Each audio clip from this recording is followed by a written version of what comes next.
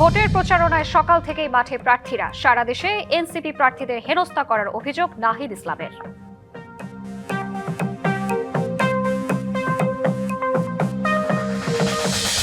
ঢাকা ৮ আসনের এবার ভোটের লড়াই হবে নবীন প্রবীণে। যারা ভালো কাজ করবেন তাদেরই বেছে নেবেন ভোটাররা।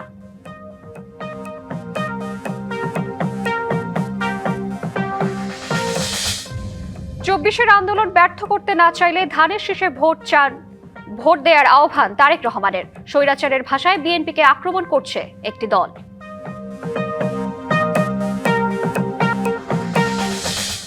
শরীয়তপুর ও নারায়ণগঞ্জে নির্বাচনী প্রচারণা ঘিরে বিএনপি জামায়াত সংঘর্ষে আহত অন্তত ১৫, পাল্টাপাল্টি অভিযোগ।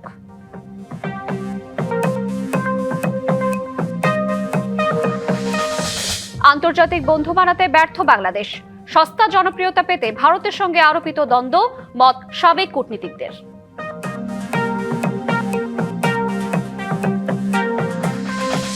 এবং চট্টগ্রামের বহদ্দার হাটের খাল খনন প্রকল্পে অনিয়ম, শত কোটি টাকা লুটপাটের অভিযোগ, অস্বীকার সিটি ও ভূমি কর্তৃপক্ষের। স্বাগত ডিবিসি সংবাদে। দেখছিলেন মার্কেন্টাইল ব্যাংক সংবাদ শিরোনাম, সাথে আছে আমি সুমাইয়া আফরিন শ্রাবন্তী। এবার জানাবো খবরের বিস্তারিত। বিমান দুর্ঘটনায় মহারাষ্ট্রের উপমুখ্যমন্ত্রী এবং এনসিপি নেতা অজিত পাওয়ার সহ ৫ জন নিহত হয়েছে। বুধবার সকালে মুম্বাই থেকে যাত্রা শুরু করে মহারাষ্ট্রের বারামতি বিমানবন্দরে অবতরণের সময় দুর্ঘটনার কবলে পড়ে বিমানটি। দুর্ঘটনার পরে বিমানটিতে আগুন ধরে যায়। এনডিটিভি জানিয়েছে, সকালে জেলা পরিষদের নির্বাচনে প্রচারণার জন্য মুম্বাই থেকে বারামতির উদ্দেশ্যে ব্যক্তিগত বিমানে রওনা হন তিনি। বিমানে অজিত পাওয়ার সহ ৬ যাত্রী ছিল বলে জানা গেছে। দুর্ঘটনার পর বিমানটিতে আগুন ধরে যাওয়ায় ঘটনাস্থলে দ্রুত পৌঁছে উদ্ধারকারীরা অজিত পাওয়ার সহ আহতদের হাসপাতালে নিয়ে যায়। সেখানে চিকিৎসকরা তাকে মৃত ঘোষণা করেন। দুর্ঘটনায় পাইলট, নিরাপত্তা কর্মকর্তা নিহত হন আরও ৪ জন। ভোটের প্রচারণায় মুখর রাজধানী ঢাকা। সকাল থেকেই প্রার্থীরা ছুটছেন ভোটারদের কাছে। বুধবার সকালে হাতির ঝিলে প্রচারণায় গিয়ে এনসিপির আহ্বায়ক নাহিদ ইসলাম বলেন, দেশে দলের প্রার্থীদের হেনস্থা করা হচ্ছে। নাহিদ জানান, অনেক পার্ক, খেলার মাঠ দখল হয়েছে, মাদকের প্রকাশ্য কারবার চলছে। সারা দেশের মতো এই এলাকাতেও বড় সমস্যা চাঁদাবাজি। এই সমস্যার সমাধানের প্রতিশ্রুতি দেন জামায়াতে ইসলামীর নেতৃত্বাধীন 11 দলীয় জোটের শরিক এনসিপি প্রধান নাহিদ। তিনি ঢাকা 11 এর এনসিপির প্রার্থী। এলাকার যে পরিবর্তন, যেই বিগত 16 বছর পরে আমরা যেহেতু এবার নির্বাচন হচ্ছে, আমরা প্রত্যাশা করি যে এবারে নির্বাচনের মাধ্যমে সত্যিকার অর্থে এলাকার পরিবর্তনের সুযোগ আমরা পাব। দেশ সংস্কারের পাশাপাশি এই ঢাকা 11 সংস্কার হবে। ঢাকা 11 যে নানামুখী সমস্যা রয়েছে, এই সমস্যাগুলো আমরা সমাধান করতে পারবো। চুয়াডাঙ্গায় জামায়াতের নির্বাচনী গণসংযোগের খবর জানাতে সরাসরি যুক্ত হচ্ছেন সহকর্মী কামরুজ্জামান সেলিম। এই মুহূর্তে কোন প্রার্থীর প্রচারণা চলছে, ভোটারদের কি কি প্রতিশ্রুতি দিচ্ছেন, সব মিলিয়ে জানাবেন। শ্রাবন্তী, আসলে একেবারে ফজরের নামাজ পড়া থেকে শুরু করে মধ্যরাত পর্যন্ত চুয়াডাঙ্গার যে নির্বাচনী এলাকা রয়েছে, সেই নির্বাচনী এলাকায় ভোটারদের দ্বারে দ্বারে কিন্তু ঘুরছে প্রার্থীরা। এই মুহূর্তে আমি আছি চুয়াডাঙ্গা শহরের মুক্তিপাড়া এলাকায়। এখানে কিন্তু গণসংযোগ করছে চুয়াডাঙ্গা 1 আসনের জামায়াতের মনোনীত প্রার্থী অ্যাডভোকেট মাসুদ পারভেজ রাসেল। আমরা তার মুখ থেকে আসলে শুনে নিতে চাই তিনি আসলে কোন প্রতিশ্রুতি দিচ্ছেন ভোটের মাঠে প্রার্থীদের। আসলে আপনি কেমন সাড়া পাচ্ছেন এবং আপনার যে ভোট দিবে প্রার্থীরা কেন ভোট দিবে আপনাকে? ধন্যবাদ আপনাকে। আপনার মাধ্যমে আমার চুয়াডাঙ্গা 1 আসনের সকল নাগরিকদের এবং সকল ভোটারদেরকে শুভেচ্ছা সালাম। আমরা জনগণের কাছে যাচ্ছি, মানুষের দ্বার প্রান্তে যাচ্ছি, মানুষের সমস্যাগুলোকে বোঝার চেষ্টা করছি এবং সেই সমস্যা দীর্ঘ 54 বছরে মানুষের মৌলিক অধিকার, স্বাস্থ্যসেবা, চিকিৎসা সেবা, মানে যে শিক্ষা, যে সুবিধা, নাগরিক অবকাঠামো নির্মাণ, সে ব্যাপারে মানুষ যে পিছিয়ে পড়ে আছে চুয়াডাঙ্গা, সেই চুয়াডাঙ্গাকে টেনে তোলার জন্য, এগিয়ে নিয়ে যাওয়ার জন্য, দুর্নীতিমুক্ত প্রশাসন উপহার দেওয়ার জন্য, মানুষের সকল জায়গায় বিচার নিশ্চিত করার জন্য আমরা প্রতিশ্রুতি দিচ্ছি। জনগণ আমাদের আস্থা রাখছে এই কারণেই যে আমরা 5ই আগস্টের পর থেকে এই পর্যন্ত চুয়াডাঙ্গাতে কোনো ব্যবসা প্রতিষ্ঠান, কোনো নাগরিকের কোনো অধিকার হরণ বা কোনো মানুষের মৌলিক অধিকারের হস্তক্ষেপ কোনো জায়গায় কোনো কিছুর সাথে আমরা সম্পৃক্ত ছিলাম না। যার কারণে জনগণ আমাদের উপর আস্থা রাখছেন যে আমরা একটা সুন্দর বাংলাদেশ বিনির্মাণ করতে পারবো এবং জনগণ আমাদেরকে মুখে আছেন।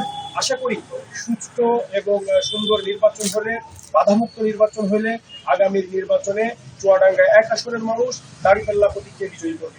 এখন পর্যন্ত আপনারা নির্বাচনী মাঠে পরিবেশ কেমন দেখছেন? আমরা এখন পর্যন্ত নির্বাচন মাঠের পরিবেশ উৎসবমুখর লক্ষ্য করলেও কিছু কিছু ক্ষেত্রে আমরা দেখেছি আমাদের প্রতিদ্বন্দ্বী বন্ধুদের পক্ষ থেকে আমাদের যারা ভোট চাচ্ছেন তাদেরকে প্রতিবন্ধকতা সৃষ্টি করছেন। বিশেষ করে আমাদের যারা মহিলা কর্মী আছেন, নেত্রী আছেন, তাদেরকে বিভিন্ন জায়গায় তারা বাধাগ্রস্ত করছেন, হুমকি ধামকি দিচ্ছেন। আমরা প্রশাসনকে আইনগত ব্যবস্থা গ্রহণের জন্য বলেছি, লিখিতভাবে জানিয়েছি। এরপরে আমরা প্রশ্ন তাকিয়ে আছি যে তাদের স্টেপটা কেমন হয়। এই স্টেপের উপর নির্ভর করছে আগামী চুয়াডাঙ্গার 1 আসনের নির্বাচন কি আর হবে। ধন্যবাদ। শ্রাবন্তী, আসলে শুনছিলেন প্রার্থী তারা আসলে কিন্তু দিনরাত কিন্তু একেবারে ভোটারদের দাঁড়িয়ে দাঁড়িয়ে ঘুরছে। শ্রাবন্তী, আপনি জানেন চুয়াডাঙ্গা 1 আসনে কিন্তু নারী ভোটার 2,57,000 এবং পুরুষ ভোটার রয়েছে 2,54,000। এই নারীদের ভোটারদের উপরে এই আসনের যারা প্রার্থী তাদের ভাগ্য নির্ধারণে রয়েছে। শ্রাবন্তী, এই ছিল চুয়াডাঙ্গা থেকে ভোটের সর্বশেষ পরিস্থিতি। সেলিম, আপনাকে ধন্যবাদ। আমাদের সঙ্গে আরো একজন সহকর্মী যুক্ত রয়েছেন টাঙ্গাইল থেকে, সোহেল তালুকদার। সোহেল, এই মুহূর্তে কোন প্রার্থীর প্রচারণা চলছে, ভোটারদের কি কি প্রতিশ্রুতি দিচ্ছেন, সব মিলে একটু জানাবেন। শ্রাবন্তী, আমি এই মুহূর্তে রয়েছি টাঙ্গাইলের সদর আসনের এনায়েতপুর এলাকায়। এখানে বিএনপির যিনি প্রার্থী সুলতান সালাউদ্দিন টুকু, বিএনপির কেন্দ্রীয় প্রচার সম্পাদক, তিনি রয়েছেন। আপনি দেখতেই পাচ্ছেন আমার আশেপাশে বিপুল সংখ্যক মানুষ, নেতাকর্মী নিয়ে তিনি গণসংযোগ করছেন। সেই অর্থেই আমরা একটু আপনার কাছে জানতে চাই যে কেমন সাড়া পাচ্ছেন, কি কি প্রতিশ্রুতি দিচ্ছেন, মানুষ কিভাবে আপনাকে গ্রহণ করছে। আলহামদুলিল্লাহ, ধানের শীষের একটি জোয়ার বইছে এই টাঙ্গাইল সদরে।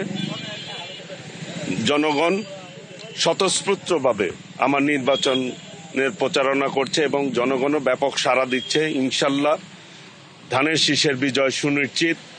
আগামী দিনে এই টাঙ্গাইলকে সন্ত্রাসমুক্ত, চাঁদাবাজ মুক্ত, কিশোর গ্যাং মুক্ত এবং মাদক মুক্ত নিরাপদ টাঙ্গাইল গড়ার যে প্রত্যয় আমি ব্যক্ত করেছি, মানুষ আশ্বস্ত হয়েছে এবং বিশেষ করে চর অঞ্চলের বেড়িবাঁধ, মাহমুদনগরের ব্রিজ এবং উন্নয়নের ক্ষেত্রে এই শহরটি যেভাবে অপরিকল্পিতভাবে বেড়ে উঠেছে, আমি যানজটের কথা বলেছি, যানজটের নিরসনের কথা বলেছি এবং পরিষ্কার পরিচ্ছন্নতার কথা বলেছি এবং স্বাস্থ্যকর পরিবেশ বজায় রাখার ক্ষেত্রে হাসপাতালগুলিতে সঠিকভাবে রোগীরা যাতে চিকিৎসা পায় সেই ব্যাপারে আমি কথা বলেছি। পাশাপাশি তরুণদের জন্য বেকারত্ব নিয়ে আমি প্রতিশ্রুতি দিয়েছি, যেটি বিএনপির চেয়ারম্যান দেশনায়ক তারেক রহমান বলেছে আগামী দিনে বিএনপি আল্লাহর রহমতে জনগণের ভোটে নির্বাচিত হলে 1 কোটি যুবকের কর্মসংস্থানের ব্যবস্থা করবে। আমি টাঙ্গাইলগতভাবে টাঙ্গাইলের সন্তান হিসাবে আমি টাঙ্গাইলের যুব সমাজ, তরুণ সমাজকে আমি বলেছি যে আমি যদি নির্বাচিত হই জনগণের ভোটে, তাহলে আমি টাঙ্গাইল সদরের কোনো যুবক তরুণ যাতে বেকার না থাকে সেইভাবেই আমি পদক্ষেপ নিব এবং তারাও আশ্বস্ত হয়েছে ব্যাপকভাবে। আপনি দেখছেন কিরকম সারা পাচ্ছি। ধন্যবাদ। আমরা দেখতেই পাচ্ছি যে বিএনপি মার্কা হিসাবে বা ধানের শীষে মার্কা হিসাবে একটি আলাদা যে বাড়তি যে সুযোগটা সেটিতে তিনি যেমনটি পাচ্ছেন, এমনি আরও কিন্তু 8-10 জন প্রতিদ্বন্দ্বী প্রার্থী রয়েছেন। প্রায় 4.5 লাখ ভোটার রয়েছে টাঙ্গাইল সদর আসনে। 12 তারিখেই আসলে প্রকৃত যে চিত্র সেটি পাওয়া যাবে যে প্রার্থীদের মধ্যে কে বেশি জনপ্রিয়তা বা কাকে সাধারণ মানুষ গ্রহণ করছেন। শ্রাবন্তী। সোহেল, আপনাকে ধন্যবাদ। দেশ জুড়ে বইছে নির্বাচনের জোর হাওয়া। 12 ফেব্রুয়ারি হবে ত্রয়োদশ জাতীয় সংসদ নির্বাচনের ভোট গ্রহণ। এ নিয়ে কি ভাবছেন সাধারণ মানুষ থেকে শুরু করে আগামী জনপ্রতিনিধিরা, সে কথা জানাতে ডিবিসি নিউজের ইলেকশন এক্সপ্রেস ছুটে যাচ্ছে সব সংসদীয় আসনে।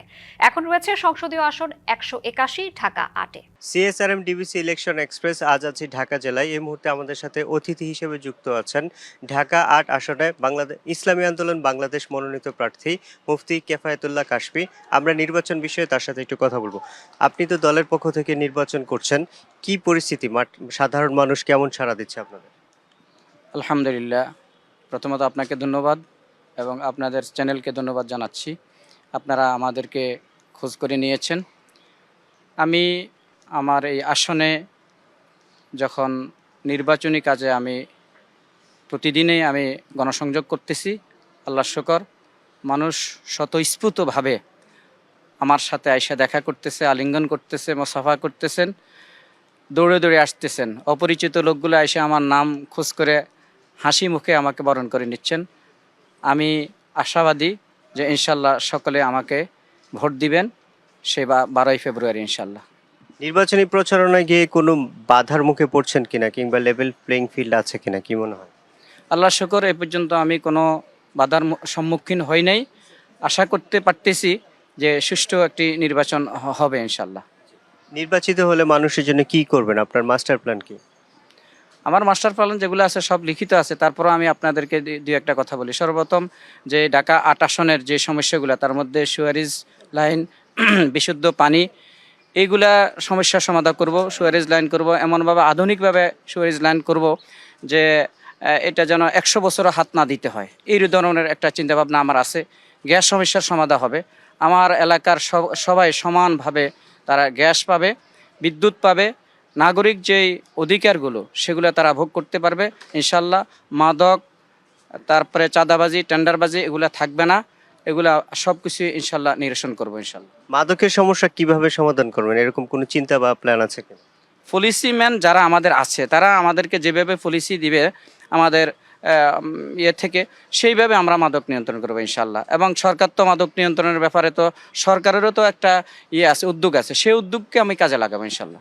পিছিয়ে পড়া মানুষের জন্য আপনার পরিকল্পনা কি? জি, পিছিয়ে পড়া মানুষ যারা আছে সমাজে, তাদের জন্য সুনির্দিষ্ট কোনো পরিকল্পনা আছে? হ্যাঁ, যে সকল মানুষগুলা বেকার আছেন, যে সকল মানুষগুলা হতদরিদ্র, তাদের কর্মসংস্থানের ব্যবস্থা থাকবে ইনশাল্লাহ। নারীদের জন্য কি করবেন? নারীদের জন্য ইনশাল্লাহ যে সকল নারীরা বিধবা আছেন বা গরিব দুঃখী, তাদের সেই কর্মসংস্থানের আমরা ব্যবস্থা করবো ইনশাল্লাহ। আমাদের সাথে যুক্ত হওয়ার জন্য আপনাকে অসংখ্য ধন্যবাদ। CSRM ডিবিসি ইলেকশন এক্সপ্রেস আজ সারাদিন থাকবো রাজধানী ঢাকায়। পরবর্তী সংবাদে নতুন কোনো প্রার্থী নিয়ে আপনাদের সামনে আবারও হাজির হব। ততক্ষণ আমাদের সাথে থাকুন। ধন্যবাদ।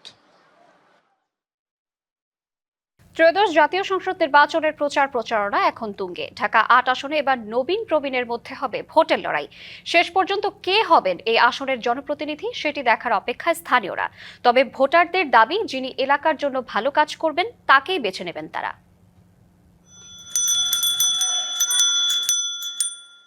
এবার দেয়ালে দেয়ালে নেই পোস্টারের ছড়াছড়ি, তবুও আছে নির্বাচনী আমেজ। চলছে চায়ের দোকানে আলোচনার ঝড়। কে হচ্ছেন ঢাকা 8 আসনের এমপি? দেশ জুড়ে নির্বাচনী আমেজ যাই থাকুক না কেন, ঢাকা 8 আসন এবার আলোচনার শীর্ষে।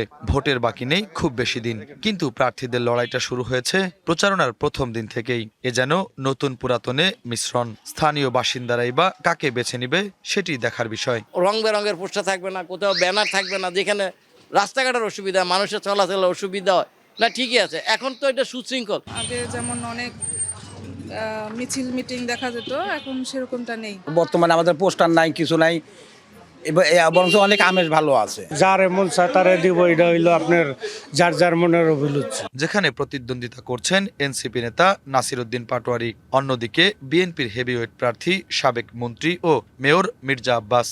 লড়াইটা কেমন হবে তা হয়তো দেখা যাবে ফলাফল শেষে। যিনি সব কাজ করবে, ভালো জনগণের কাজ করবে, রাস্তাঘাট উন্নয়ন করবে, সব দিকে সমস্যার সমাধান করবে, আমরা তাকেই চাচ্ছি। এখন যার রিজিক আছে সেই পাবো, বুঝেন নাই? এর নতুন করে বাংলাদেশ কিভাবে ভালো হবে এটাই দেখতে চাই।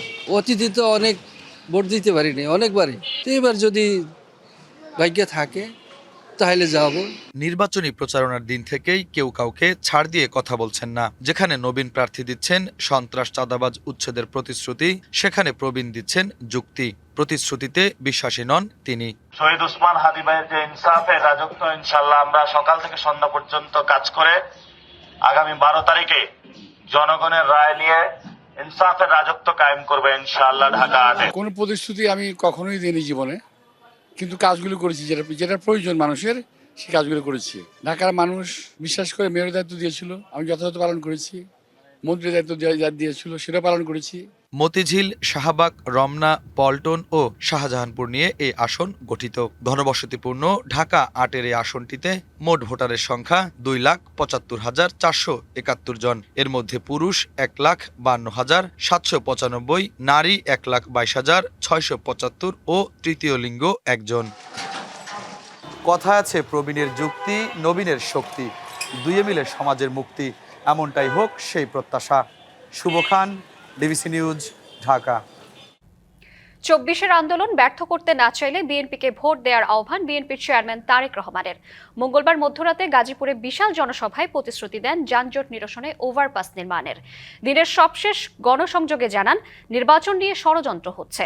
আর মঙ্গলবার বিকেলে ময়মনসিংহে অভিযোগ করেন একটি দল মিথ্যা কথায় বিভ্রান্ত করছে মানুষকে, স্বৈরাচারের ভাষায় বিএনপিকে আক্রমণ করছে। 22 বছর পর ময়মনসিংহ গেলেন বিএনপি চেয়ারম্যান তারেক রহমান। ত্রয়োদশ জাতীয় সংসদ নির্বাচনের পঞ্চম দিনের প্রচারণায় সেখানে যান তিনি। ঐতিহাসিক সার্কিট হাউস ময়দানে সমাবেশ শুরু হয় মঙ্গলবার দুপুরের পর। ময়মনসিংহের 11টি আসন ছাড়াও বিভাগের সব জেলা থেকে সমাবেশে যোগ দেন হাজার হাজার নেতাকর্মী। সকাল থেকেই সমাবেশ স্থলে নামে মানুষের ঢল। সমাবেশে যোগ দিয়ে তারেক রহমান তুলে ধরেন শিক্ষা, স্বাস্থ্য, কৃষি, পারিবারিক ও সামাজিক নিরাপত্তা বিষয়ে তার পরিকল্পনার কথা। বিএনপি বাংলাদেশ জাতীয়তাবাদী দল হচ্ছে সেরকম একটি দল যাদের পরিকল্পনা রয়েছে আগামী দিনে দেশকে কিভাবে পরিচালনা করবে, কারণ এই দলটিরই অতীত অভিজ্ঞতা রয়েছে কিভাবে দেশে খাদ্য উৎপাদন দ্বিগুণ করতে হয়, কিভাবে জেলায় জেলায়, উপজেলায়, গ্রাম পর্যায়ে, ইউনিয়নে রাস্তাঘাট নির্মাণ করতে হয়। তিনি বলেন প্রচলিত ধারার রাজনীতি থেকে বেরিয়ে জনকল্যাণে কাজ করবে বিএনপি। ক্ষমতায় গেলে দুর্নীতির লাগাম টেনে ধরার আশ্বাসও দেন তিনি।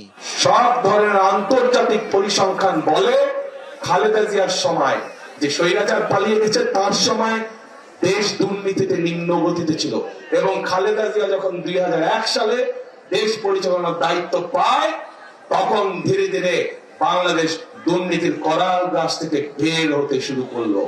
একটি দল মিথ্যা বলে মানুষকে বিভ্রান্ত করে পতিত স্বৈরাচারের সুরেই কথা বলছে, অভিযোগ বিএনপি চেয়ারম্যানের।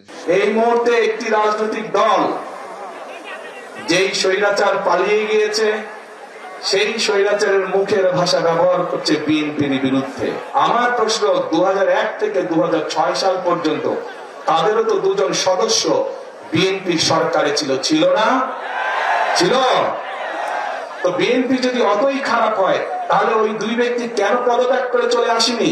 ময়মনসিংহ থেকে গাজীপুর রাজবাড়ী মাঠের জনসভায় যোগ দেন তারেক রহমান। 24-এর আন্দোলন ব্যর্থ করতে না চাইলে বিএনপিকে ভোট দেওয়ার আহ্বান জানান।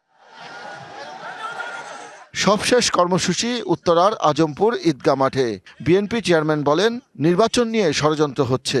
বিগত 16-17 বছর ধরে বাংলাদেশের মানুষের রাজনৈতিক অধিকার, কথা বলার অধিকার, তাদের স্বাধীনতা, সব রকমের অধিকারকে কেড়ে নেওয়া হয়েছিল। উত্তরার জনসভা শেষে গুলশানের বাসভবনে ফেরেন তারেক রহমান। শাহ ইমন, ডিবিসি নিউজ, ঢাকা। যুক্তরাষ্ট্রের মধ্য ও পূর্বাঞ্চলে তীব্র শীতকালীন ঝড়ে বিপর্যস্ত জনজীবন। বরফ, তুষারপাত ও প্রচণ্ড ঠান্ডায় এখন পর্যন্ত প্রাণ গেছে অন্তত 38 জনের। ক্ষতিগ্রস্ত হয়েছে অন্তত 14টি অঙ্গরাজ্য। গত কয়েকদিন ধরে দেশটিতে চলছে এই দুর্যোগ। বরফ ও তুষারে ঢেকে গেছে রাস্তা, ঘরবাড়ি ও খোলা মাঠ। গত শুক্রবার থেকে ঝড়ের সূত্রপাত হয়। ব্যাপক তুষারপাত হয় বিভিন্ন এলাকায়। বাতিল করা হয় শত শত ফ্লাইট। বিদ্যুৎ বিচ্ছিন্ন হয়ে পড়ে লাখো মানুষ। অনেক এলাকায় বন্ধ থাকে স্কুল, অফিস ও ব্যবসা প্রতিষ্ঠান। সোমবার থেকে ঝড়ের তীব্রতা কিছুটা কমলেও রয়ে গেছে প্রচণ্ড শীত। আবহাওয়াবিদরা জানিয়েছেন এই হিম শীতল পরিস্থিতি আরও কয়েকদিন স্থায়ী হতে পারে। সংবাদে এই ছিল এখনকার মতো। ডিবিসি নিউজের সংবাদগুলো পড়তে ভিজিট করুন dbcnews.tv আর ভিজিট করুন ডিবিসি নিউজের ফেসবুক পেজ এবং ইউটিউব চ্যানেল। ডিবিসির সঙ্গেই থাকুন।